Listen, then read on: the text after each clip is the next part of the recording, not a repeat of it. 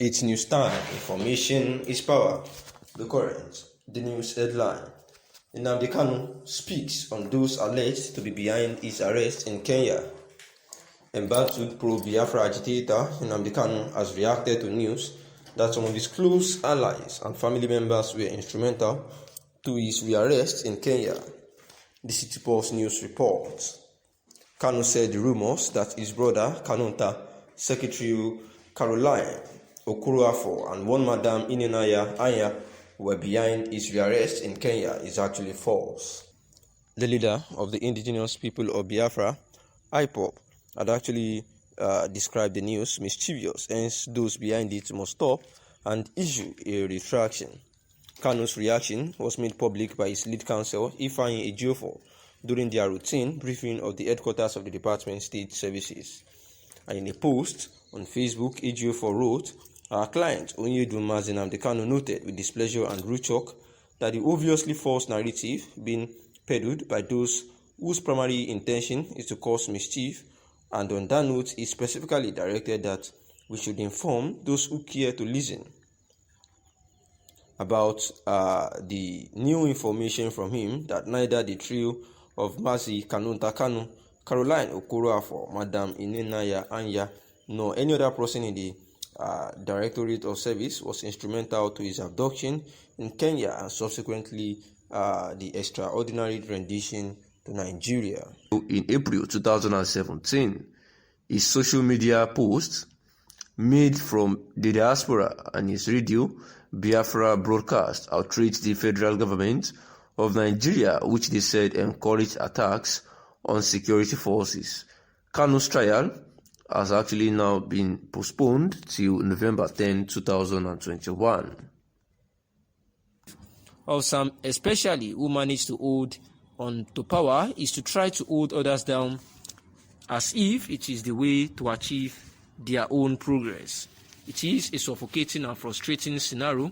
Excellence is sacrificed on the altar of mediocrity. People are not promoted in the public sphere on the basis of what they know, but who they know or where they come from.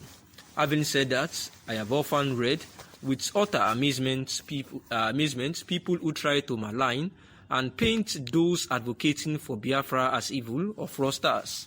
This is most unfortunate and is often informed on mere hate.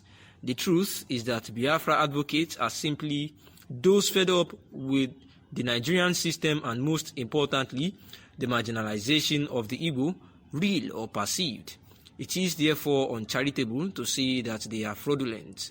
It is ridiculous that while most people will agree that Nigeria is not working, they will in another breath begin to cast aspersions on those who say they want out because the country is not working for them, which is basically what Biafra is about.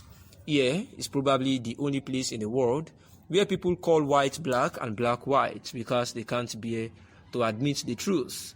Another unfortunate falsehood is the idea that Igbo want Biafra so that they will dominate other groups that fall within the area that once constituted Biafra. This is another mischievous attempt to paint the Igbo in bad light. While some of those who advocate for Biafra have continued to draw their map to include former Eastern region, some of us continue to insist that should there be Biafra, it ought to be an exclusively Igbo affair, and in any case, those who often make the hate-informed arguments about Igbo wanting to annex other groups ignore the fact that there are also people in those groups who are asking for Biafra. And at the same time, they ignore the fact that even the Biafra advocates who draw this wide map have often insisted that everyone reserves the right to opt in or opt out. In the final analysis, my point is that while all of us may not agree that Biafra is the solution, it is hypocrisy to pretend not to understand the point those who argue for Biafra are making. You read all manner of hate comments about the Igbo and people who call for Biafra, and you wonder where such is coming from. To summarize, if you ask me to choose between Biafra and the status quo in Nigeria, I would not hesitate to choose the former because Nigeria, as it poses serious threats to my very existence and the continued survival of my people and their way of life, But of course, I sincerely believe that restructuring, or what we have come to know as true federalism, would be the best for everyone. It will give everyone space to exist in their own environment and reduce the raw hate we encounter daily in our social discourse, and of course, put in check what appears to be an agenda by some to overrun and dominate the others. And this is an expression of the thoughts by a writer, published analyst through the GhanaWeb.com, trying to justify if the Biafra nation has been agitated for by the southeastern region, is actually the best solution for the happenings in the country, where the writer is of the opinion that if the question is actually posed to him, about if Nigeria the existence of Nigeria or Biafra, that which one would he choose, that he would actually go, of course, for Biafra, because Nigeria practically in all totality is not working for anyone. But the writer says that there is a belief that a very good belief that restructuring and true federalism is better than even Biafra. The agitation for a Biafra, saying that the competition, as in terms in Nigeria now, is in terms of some ethnic group, versus the other ethnic group, and especially the religious aspect of it, that is the Christianity versus the Islam.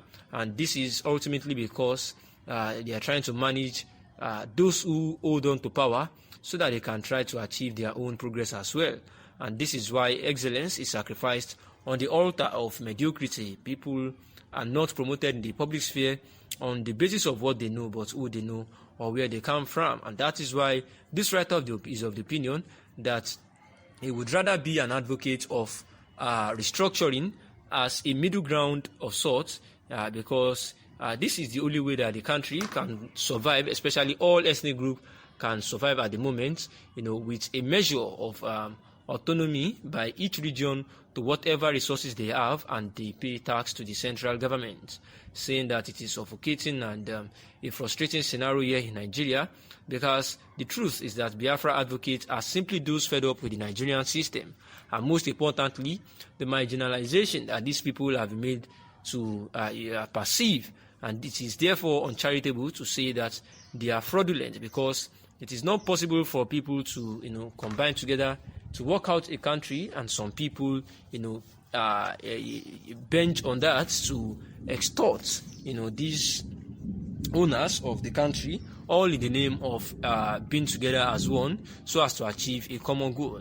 The writer has also said that those that are saying that the Igbo wants Biafra so that they can dominate other groups that fall within the area that they once constituted Biafra, that all these things are mischievous attempts to paint